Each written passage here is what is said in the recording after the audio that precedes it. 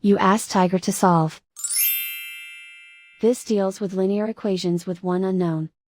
The final result is x equals -4. Let's solve it step by step. Group all x terms on the left side of the equation. Subtract 4x from both sides.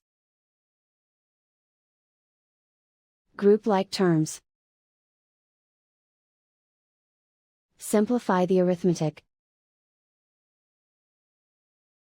Group like terms.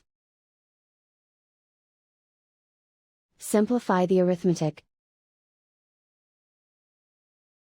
Group all constants on the right side of the equation. Subtract 13 from both sides. Simplify the arithmetic.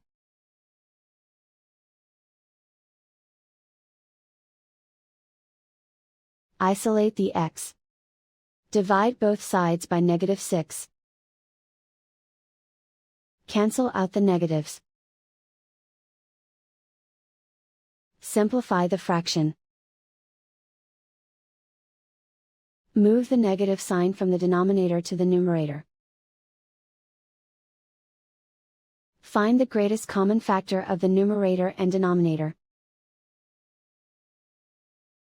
Factor out and cancel the greatest common factor.